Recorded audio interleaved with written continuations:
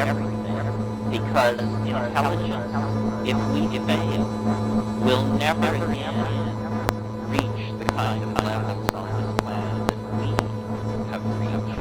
Why?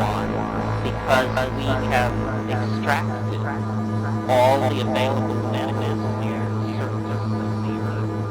An evolving species following after us will find the Earth strangely saying it uses materials down to 1,500 level. And so intelligence coming beyond us will find does not have the resources to make a leap to technical civilization. So it seems to look like a one-shot deal. And the psychedelics are in there for two reasons.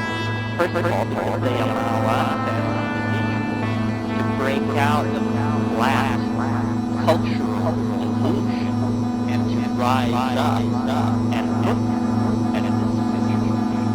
So for us, the tools and their predicament.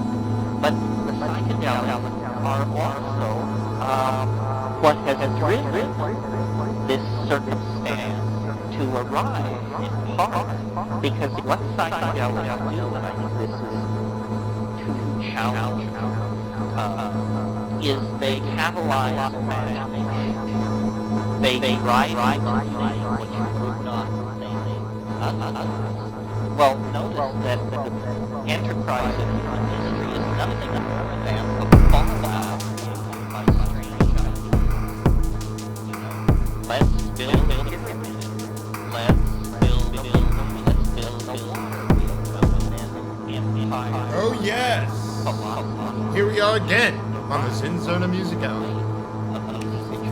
I'd like to welcome you back to the show.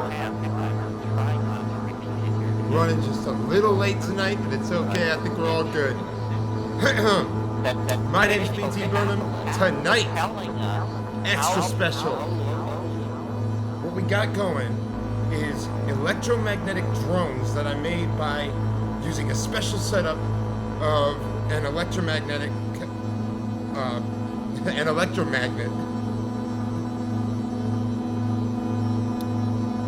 over top of the guitar.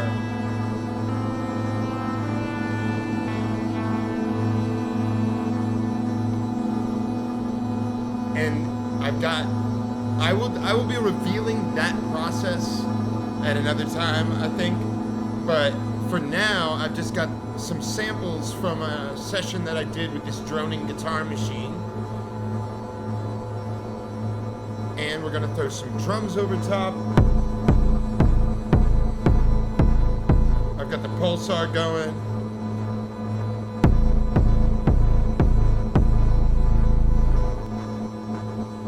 And some talk from out of the iPad. If you perturb it. Yo, Jay, what's going on? And perturb it. Good to see you. By perturbing the engine which generates. I got some incomprehensible Terrence McKenna. Behind your eyebrows. If you swap out the ordinary chemicals that are running that system in an invisible fashion, then you see it's like dropping. We're gonna have some fun tonight. You really gotta come down. A bowl of clear water. I've got this, you know, the PRS. I've got it hooked up with a big electromagnet. I can't even tell you everything that's going on because I've been doing some digging and no one else is doing work like this. I think I found a setup that is pretty unique and it's yielding a lot of pretty stuff. So yeah, it's really cool. We're gonna put these drones together with some pulsar drums. Whoa. If psychedelics are catalysts for the imagination, and if history is driven by the imagination, it is driven through the fallout from the imagination, which is technology and culture. Technology and culture is... Right, exactly. Okay, you're going to understand this, Jason. We're not really in a lot of danger of somebody stealing this. Of the mind. And technology so it's like an Ebo. What an Ebo is doing but on a much faster is taking the vibrating string, picking that vibration up, and feeding it back by a magnetic field to the string. I'm not listening to the string at all or taking the vibration of the string into account at all. All I've got is the big magnet over all the strings and a sweepable frequency knob for the electromagnetic field. And as I sweep through it, I get these really pretty jingly tones up at the top end and some really nice groany drones at the bottom. I mean, the electromagnet is big. It can even make the strings start to be like wang, wang, wang, wang, wang, wang, and like slapping against stuff. So that's pretty cool. For those of you that are just joining us, we've got these. Hey, Jason, don't be giving away the further secrets. So there's some interesting things in here. I'll talk about it later in the episode where that's exactly what's happening. You've got the drones of the strings, and then it's also picking up the electromagnet. And the electromagnet is giving these beeps off, but the beeps obviously are in harmonic relationship with the drones of the strings. So it's a very nice effect, and we can just do that all day with the tunings of the strings at different on different tunings. And then you can play a normal guitar over top it. It's like you've got a sitar-like drone, but it's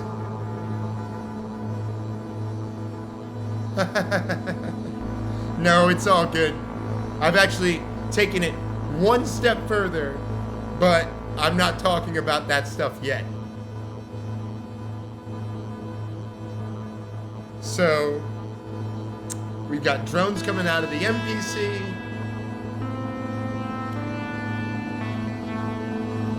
We've got drums coming out of the Pulsar. We've got some talk coming out of here. That kind of transformation, and that the synergy among these transformed objects will create phenomena and situations that we can't anticipate. That's What up, Seas our Futures? inability to anticipate the synergies between our Oh, technologies. yeah. I mean, the computer. Mad LLM, science. And like I said, we aren't going to show off the methodology for the science yet because I'm excited about it, but I got to kind of like figure out how to roll out the idea. But will produce very exciting stuff. But for now, we can just hear the sounds, which really is the important The part. ultimate boundary dissolution is dissolution of ego. I mean, hope. Straight hope that never permanent acceptance. Of course, they don't realize. We'll get into some drums in a minute But here.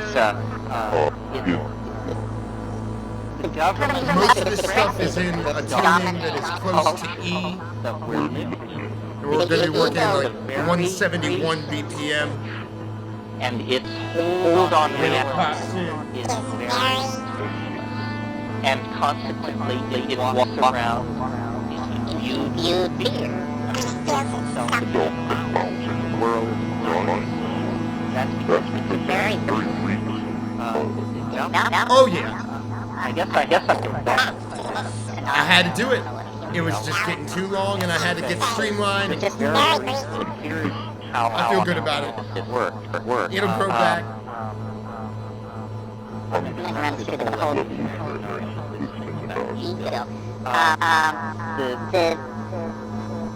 All findings have what are called hierarchy.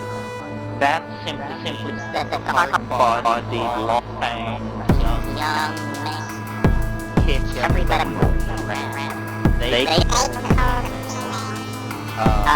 the children, homosexuals, the elders, everybody is taking orders. This is true about general feature of kindness. And it's an effective argument as we sit here. women, the elderly, homosexuals, many of our social from this attitude. Well, but you see, I believe that we learned the creed, and it is to our God that it has the effect of dissolving boundaries and making this very, very first of all, on one level, You know, clean it up. is monogamous pair bonding. That's where it begins. Oh, I still look quite a bit older. Thank you. Thanks, Josh. Because of DNA activation. You know, clean women. Sexual arousal. So in a psilocybin use,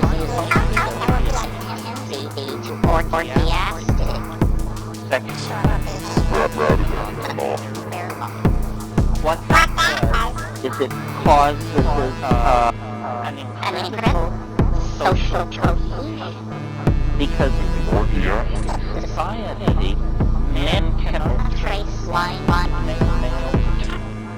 So men these children are all ours. It's a clue that I like that a lot. Can hardly connect, but psilocybin was artificially practicing this dominant style of the primate, the evolving prototype now human being. When psilocybin was taken out of the fence, the old science program was still there. It had not been endowed. The genes were 50,000 years we meditated ourselves with religion and every new these four teachings were happening.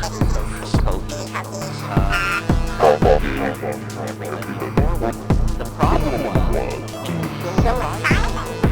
was taken away under its influence for half a million years. We have given language, rudimentary abstract philosophy, a sense of rhythm. We have invented technology. The psilocybin goes away, and suddenly these skills, these technologies are in the hands of marauding enemies, not anymore caring humans, but marauding territory driven by control all the members. And that's our circumstance. We have the tools that would allow us to go, but we have the reflex of some sort. So the split holds our best foot, and the bottom of the ball. I mean, look at the spread. It's a spread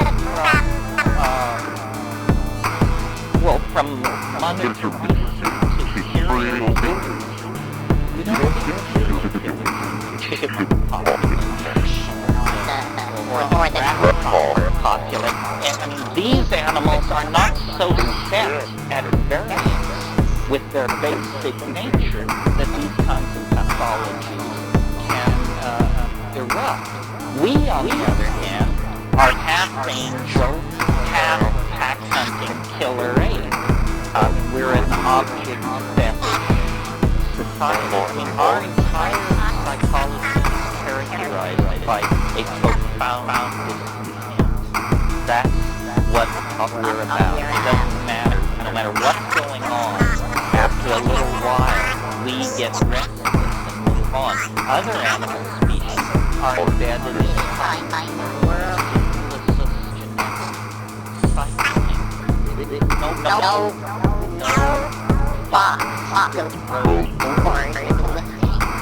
you know, and yet ours is a profound dis-ease, and I believe it's because, and slowly you force me to do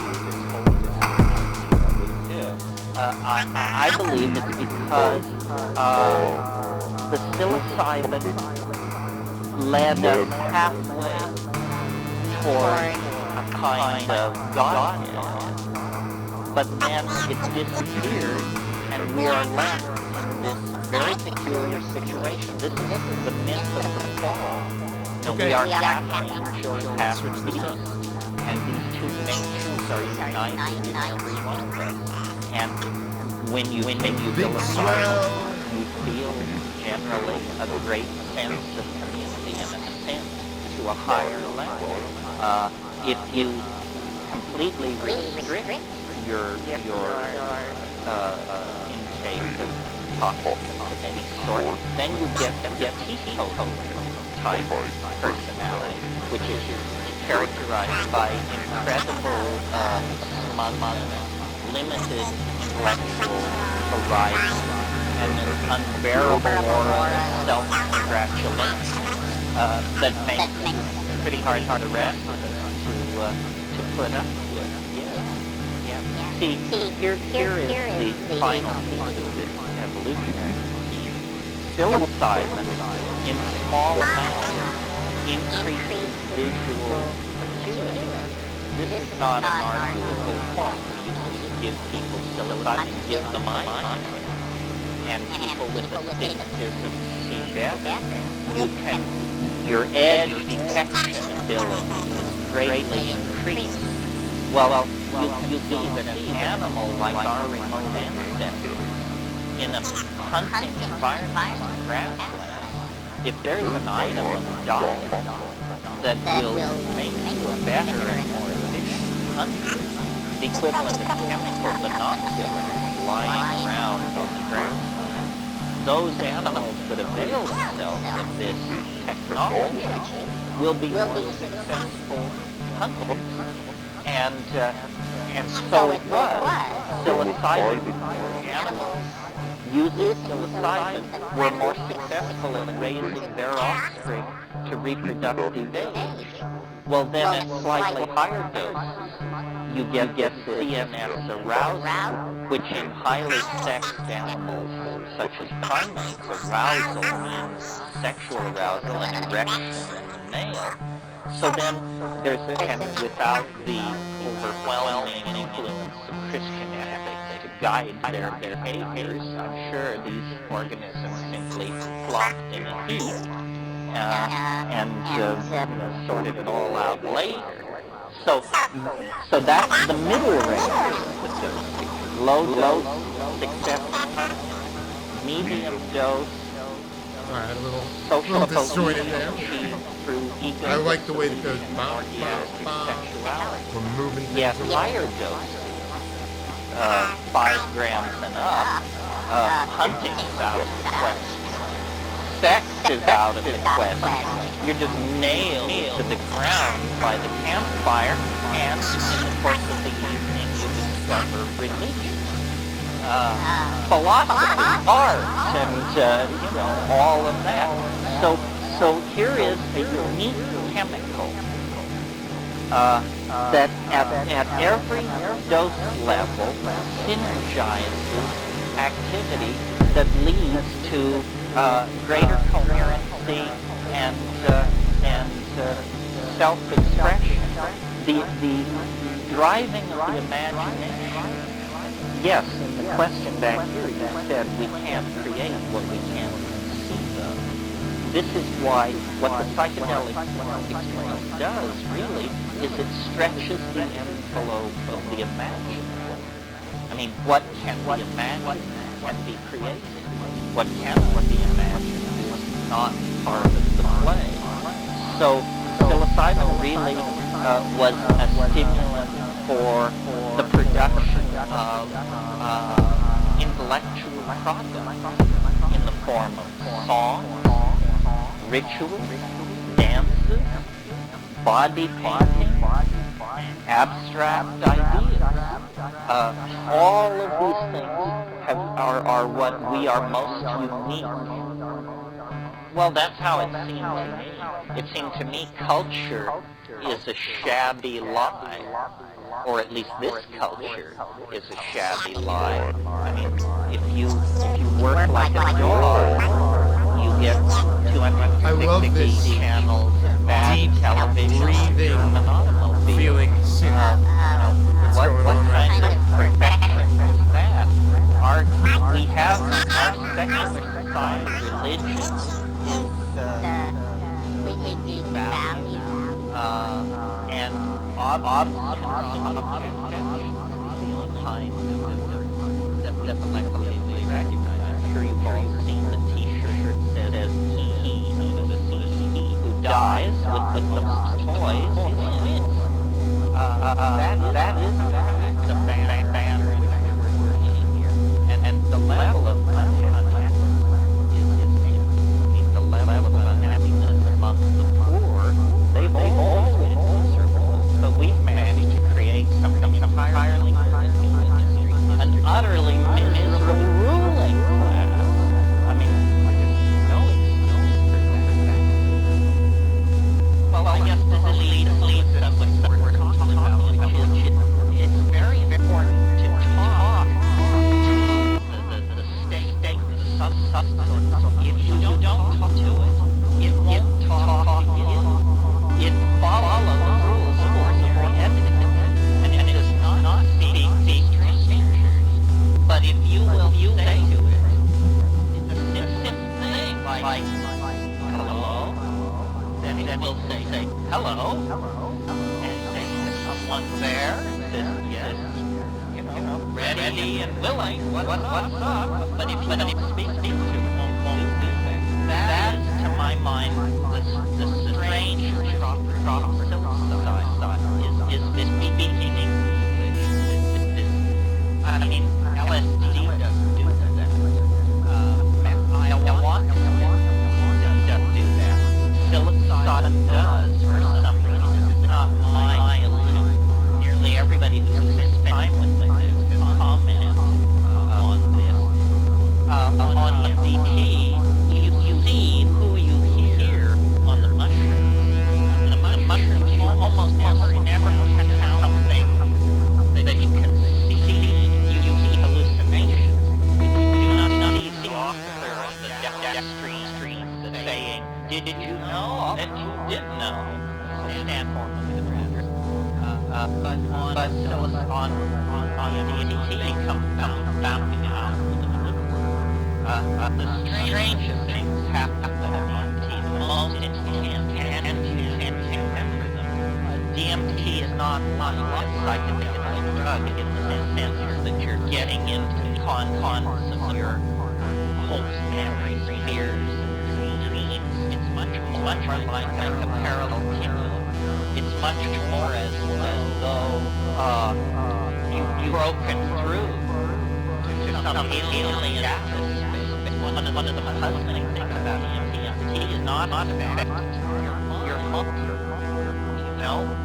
It simply replaces the world 100% with something completely unexpected. But your relationship to that unexpected thing is one of exaggerated fear or exaggerated acceptance, as in, oh, great, world is just a big green play elf machine. Your reaction is exactly what it would be if it happened to you without you. You're appalled. Say, what happened? You don't feel your muscles. You just see the world in replay like something that not even see before. And Jay, another thing about these drones that are going on from these strings and magnetic fields is that the filter or the frequency that's being sent to the electromagnet is being pulsed in an 8-step sequence that can be changed to a 2-step or a 4-step or whatever step, up to 8 steps of voltage that's circling.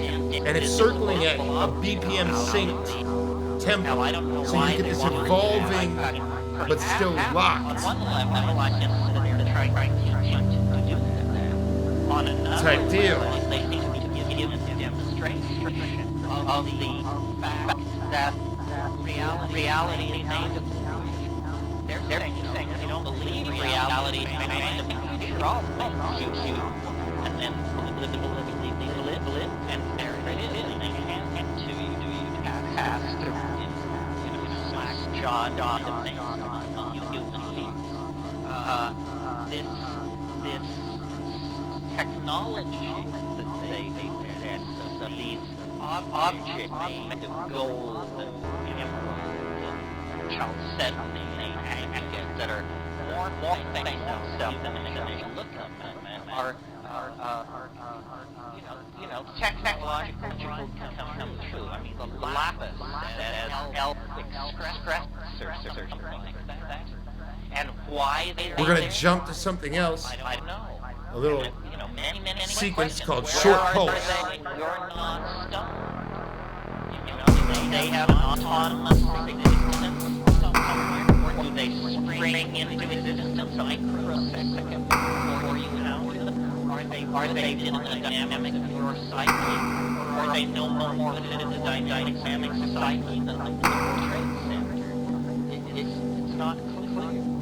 I think at some point just repeatedly that the archetype of DMT is a circuit. These things are flat at one level. They're one. I mean, when you give the circuit, a string of 8 frequencies. I can tell by this question that you understand exactly what's going on.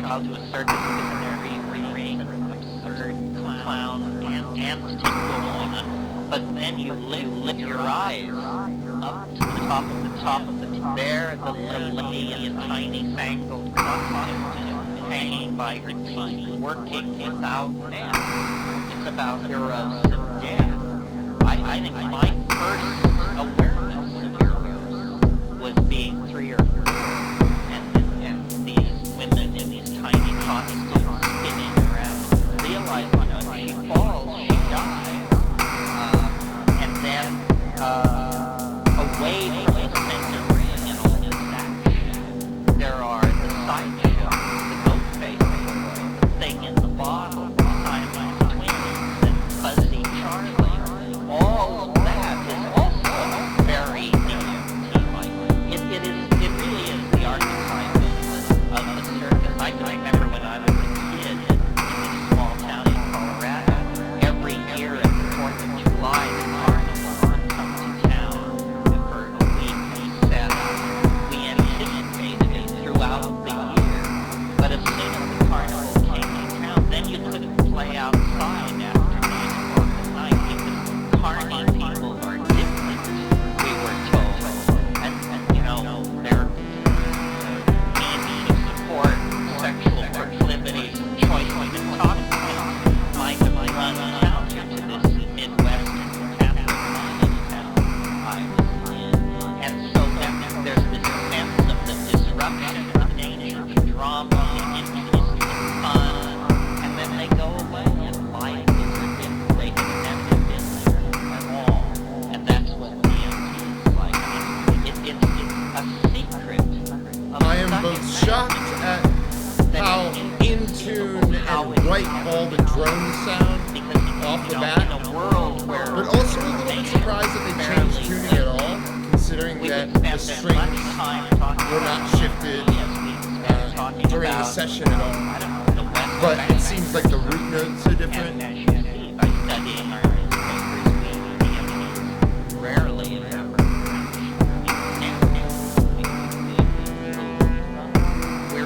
The Western mind is very good around these experiences that cast into doubt.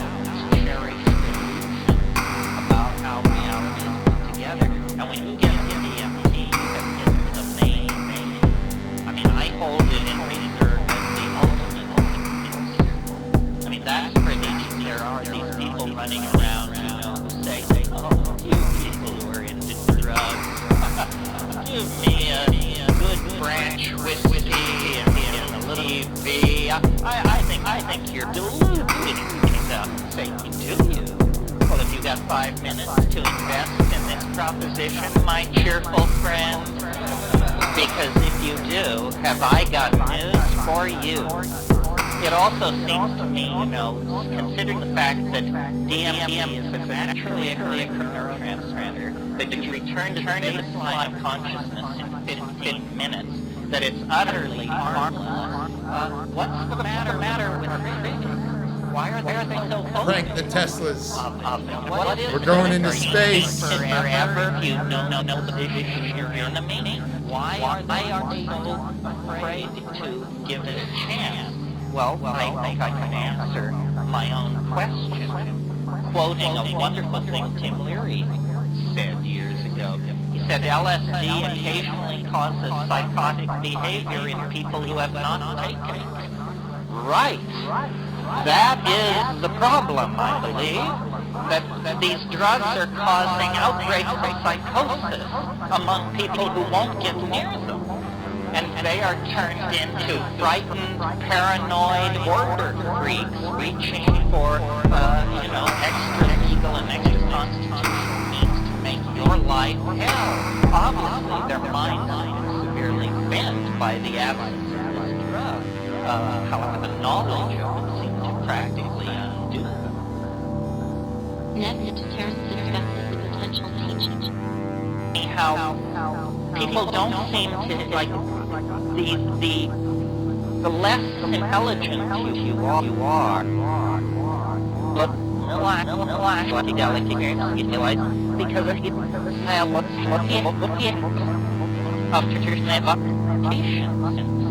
are. You just say, well, yeah, a lot of bright lights and spaceships. I don't know. Because Ground control. People ingrained in cultural values that if they say it's not real, they assume it's a trip. Whatever that it means, have to take the experience seriously. It's a trick. But what I've noticed is that based on quantum mechanics, need for an observer as part of any system, that's big news for our field of study, because what it means is hallucinations are as real as anything else. I mean, a hallucination is not like a Chevrolet, but on the other hand, a Chevrolet is not like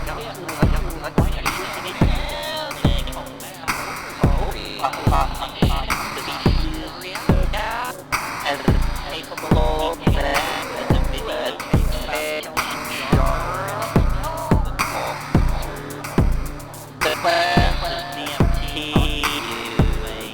Thank you, Stimulus Functions. Glad to have you in here this evening. The Synth Collective is a beautiful thing. If you're in Richmond and you like synthesizers, that monthly at I always forget names. Reveler. It is a beautiful thing. It's great on the YouTube. So much fun. I'll see you next month. I'll provide a good night.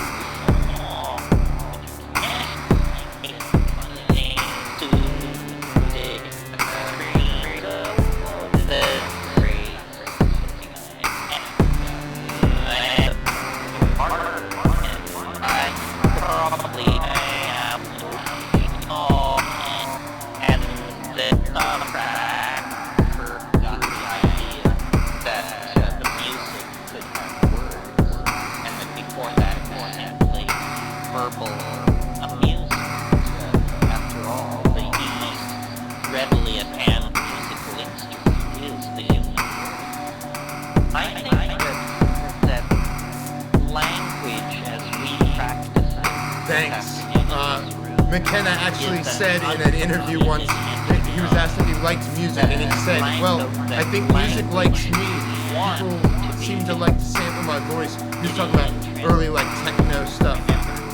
But I really feel like his words go well under things. He's got a good tone that cuts through the mix.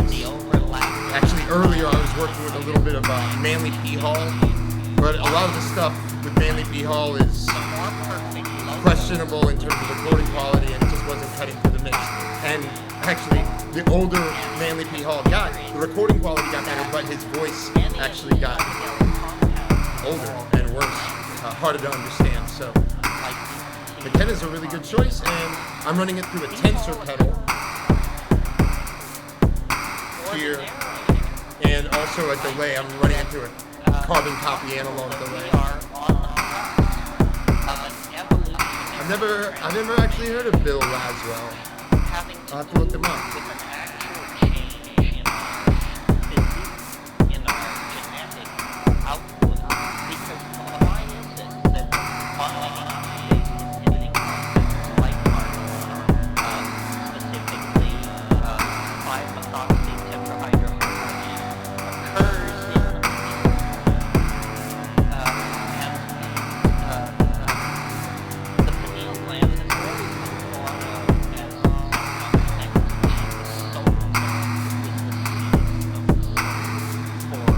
Very well. And I think that maybe what history is the rather muddled situation that occurs in an animal species while it perfects its language.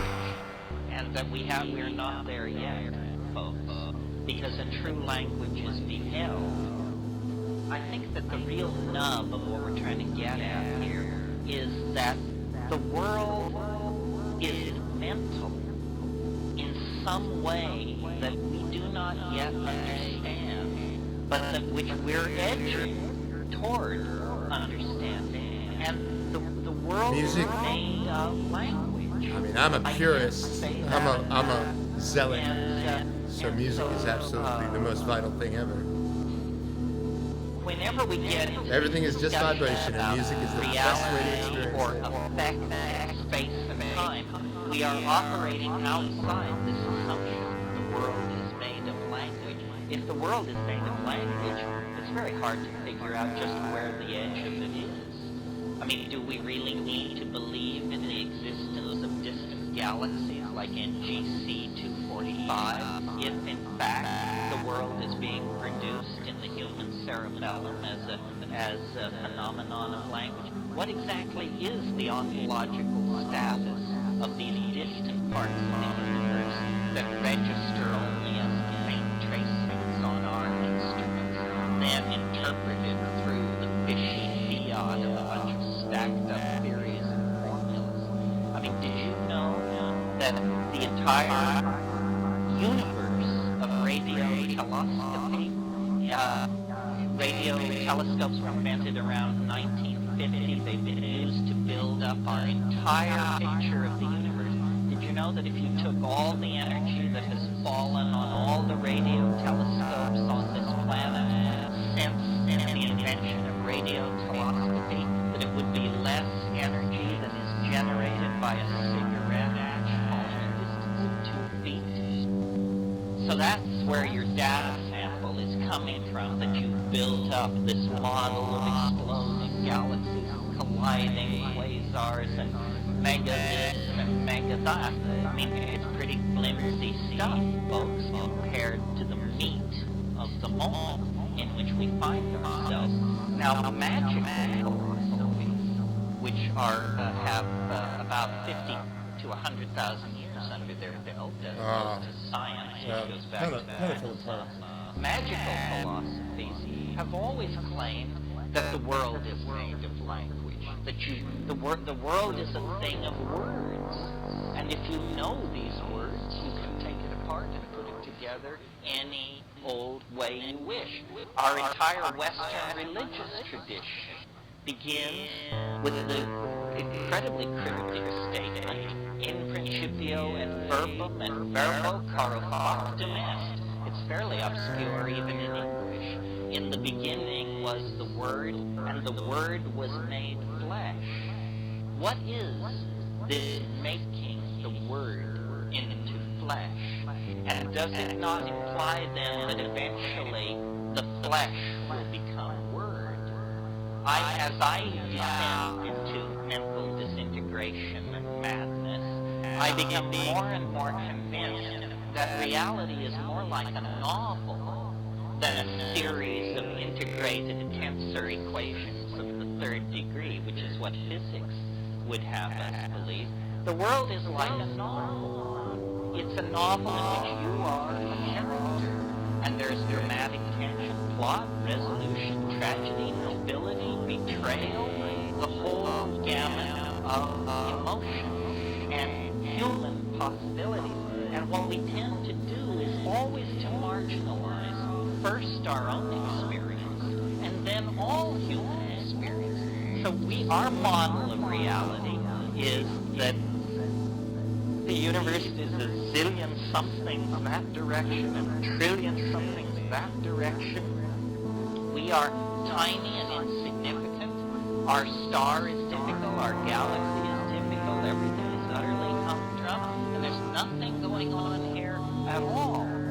This is an incredibly dreary and disempowering model of reality. I would rather believe that if, in fact, what the universe is a novelty producing and conserving engine, and if we define novelty as density of connectedness, then guess what? The human neocortex becomes the center of the cosmic drama, because the human neocortex is the most densely ramified and connected material object known to exist in the universe. So after 1,000 years of human marginalization, suddenly, through the injection of science, there is permission to believe that the cosmic drama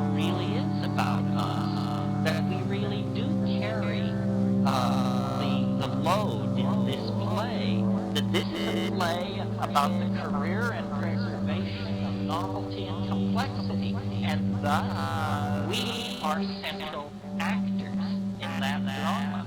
And hence, if something were to happen to us and our enterprise, the universe would be vastly impoverished by that law.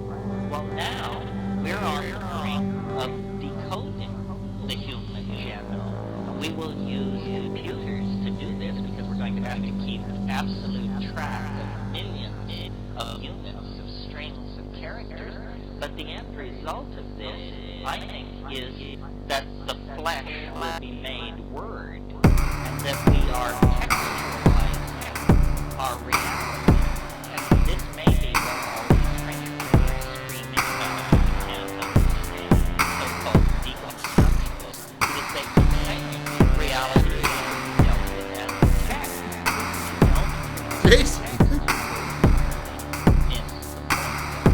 Well, I've been thinking about this for a while, and first of all, my life is very strange. I mean, that's pretty good. Because when I did the mushroom debauchery in 1970, Interpol was looking for me.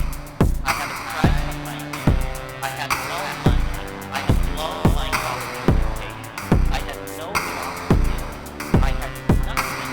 And that is, of course, what all folklorists know, the precondition for exaltation. If you're not poor and humble, that's the point, you know. So I was poor and humble, and then they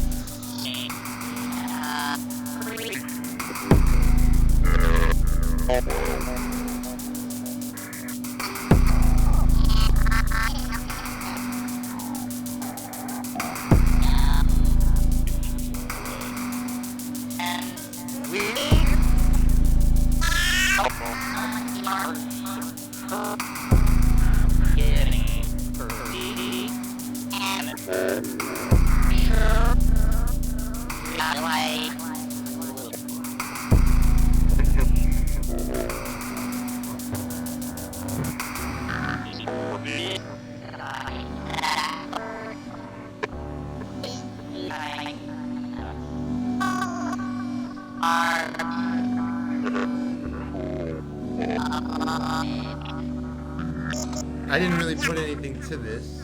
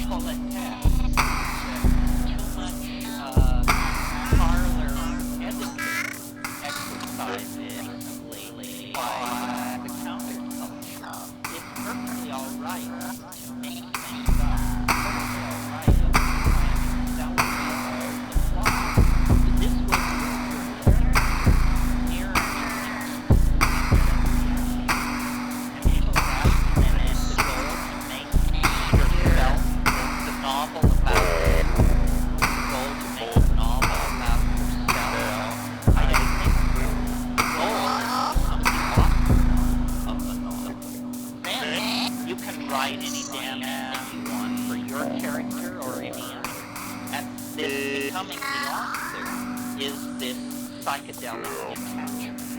And suddenly you go from being a chessman on the board to the chessman. The board is empowering, self-control, are like made of denser stuff than the rest. You can just part of one and move because they have no sense of the nature of the game. They are embedded in the old Newtonian paradigm and are really powerless to control their own life. That's what happens in the game. All the power flows to the White House and massive clear, but it certainly doesn't reside. More and more, I think we need to decondition. That's what I mean by following the plot as written. If you never decondition, you're just a character in somebody else's story. But if you decondition, And that's one of the beautiful things about the community is that the way you want. the energy can be recycled. Miracles do happen. They happen. What's up, in Burnem ordinary Zero? things in the realm of falling We're going to be apart. closing in on the Because close there's of something about business here at ZnZerna. that is But very we're going to run a compelling little for longer this than universal 8 because we started a little later than 7. So you know, the stable boy can marry the princess if his heart is pure and the winds of the logos are at his back. That's why we love those fairy tales. The stable boy inherits the kingdom because we sense that as our story. The question is, how can you bring back the psychedelic experience? What can you bring? I know of two techniques, neither very satisfying, both in combination, moderately effective, but true. The first is a voice-operated tape recorder. They sell these for a couple of $100.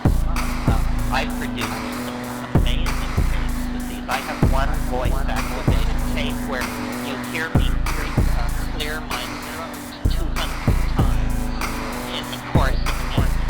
Because each time I would clear my throat, halfway through the throat clearing, it's voice-activated. I like that idea. I love Missy Elliott. The last half of Maybe we can find some acapellas and run it next week. What the fuck is that, however, your Terrence? presence of mind is sufficiently speaking. Experience. Yeah. And then the other technique, which is less technical, is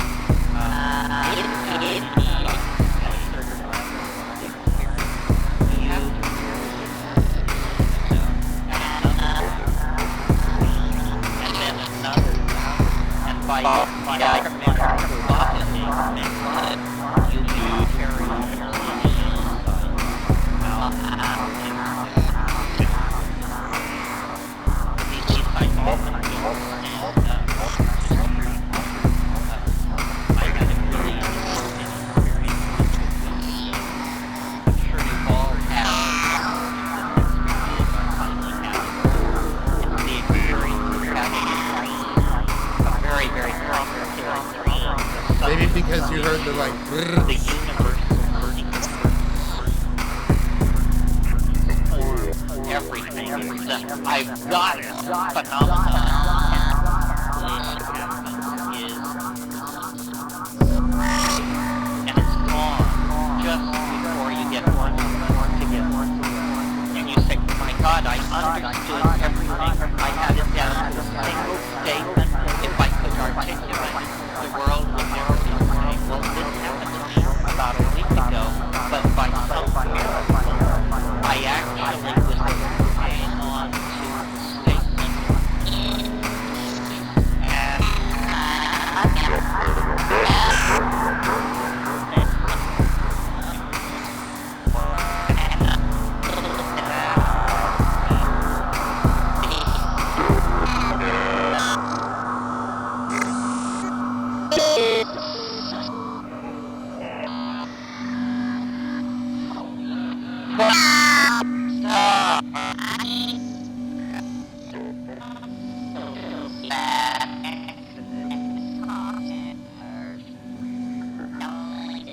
Okay.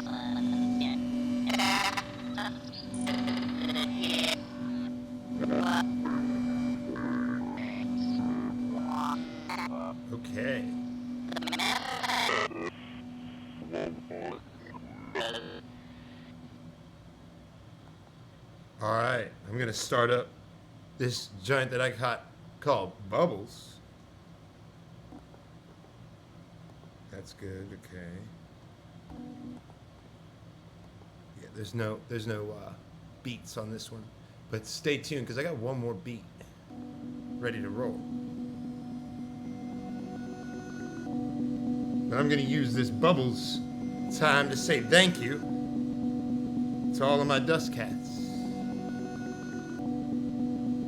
Everybody who signed up for the Patreon. Thank you to my DigiCats. Make sure that you're checking, because a lot of these months are getting turned into EPs that are getting released at a fairly rapid clip. This month is no exception, so stay tuned. Thank you to all my ZnZerna cats. Erica Pontiac, Melissa Schick, Ben Dasher, Kenny Creech, Gerard Stoltz, and Rin Cat.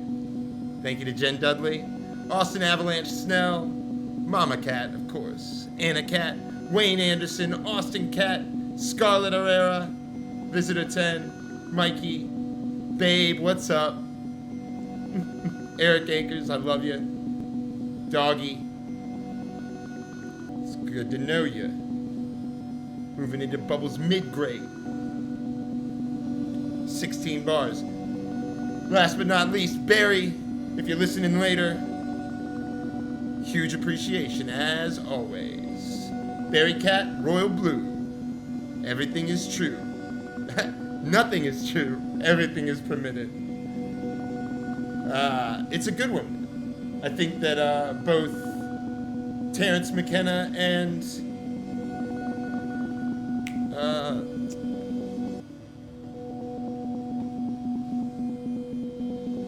Manly P. Hall would both agree with that. Let's go to the Bubbles Long just to see what's going on here. I got one more thing after these bubbles. I'm looking forward to rocking these hit pulses. Let's see what we've got. I want to get ready with these.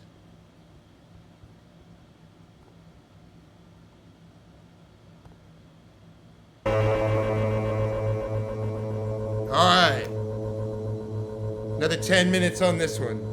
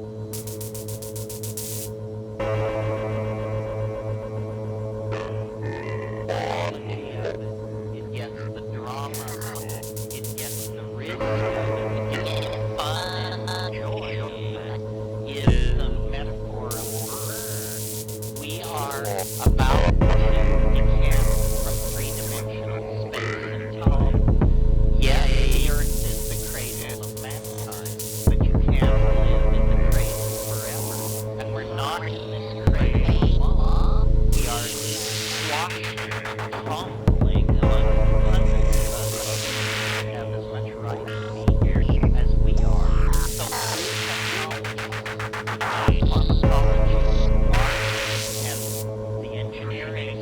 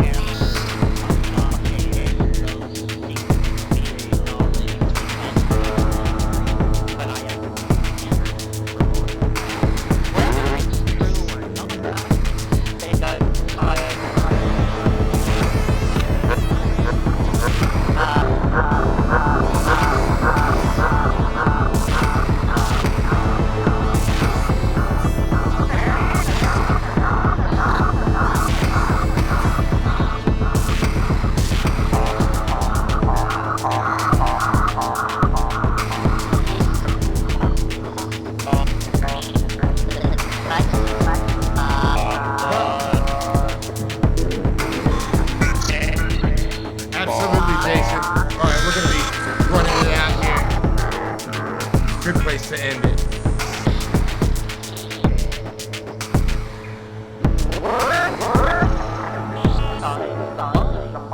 It's mental.